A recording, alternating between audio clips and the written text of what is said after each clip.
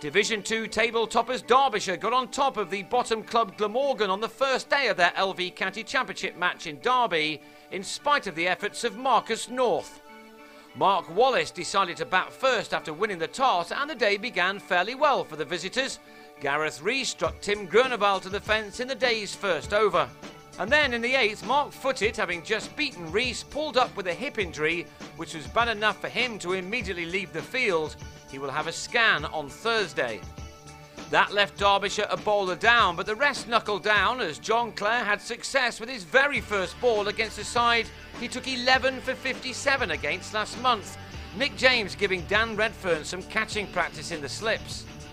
It was some start again for Clare, who 4 balls later also got shot of Will Bragg. The bowler could hardly believe his luck as the batsman cut a short delivery straight to Ross Whiteley to leave Glamorgan on 33 for 2. It was certainly not the start they would have anticipated on a good surface. Both men had got themselves out, but Rees was looking good. Until on 30 he drove at Whiteley and nicked to Martin Guptill at 59 for 3. The pitch may have been a good one, but the Derbyshire bowlers were getting some help from the conditions, with the ball swinging prodigiously at times throughout the morning. So Glamorgan were thankful to North, their overseas signing, who arrived in the country late because of the birth of his child. So this was his Glamorgan debut, the 6th county he's represented in this country. He's the first overseas player to manage that. He knows what it's all about then, and he was soon settling in superbly as he got his side to lunch with no further losses. North was already looking the part, as he so often does in this competition. 10 minutes after the break, Derbyshire were rewarded with the wicket of Ben Wright. He'd made 17 when he chased a wide delivery from Groeneval to warm the hands of Guptill at slip. Glamorgan hadn't managed a single batting bonus point coming into this game, and they were struggling to get one here as Jim Allenby was another to give his wicket away, miss-pulling Whiteley to David Wainwright. That left the Welshman on 111 for 5, but they then got into the game courtesy of a 77-run partnership between Wallace and North. The Aussie had looked a little flummoxed at a couple of the earlier dismissals, so he would have been a little happier to see his captain at work. North, as probably many would have expected, started his Glamorgan career with a 50. A late guide to third man brought him his 8th boundary. He'd needed 98 deliveries to record his latest half-century. And the signs for Glamorgan were good as he carried on afterwards.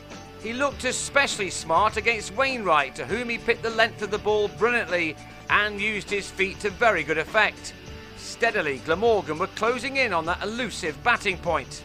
They were 12 runs short of it when Wallace, on an encouraging 45, was bowled by Groeneval 10 minutes before the break for tea. But at last, Glamorgan did get to 200 in their first innings for the first time, as Dean Koska, only the 3rd right-hander we'd seen at the crease, helped North with a stand of 30 for the 7th wicket. Koska was then out for 13, defeated by a flighted Turner from Wes Durston, and the innings soon folded after that. North went in the final over before the second new ball was due, for once misreading the length of a delivery from Wainwright to go LBW for 79.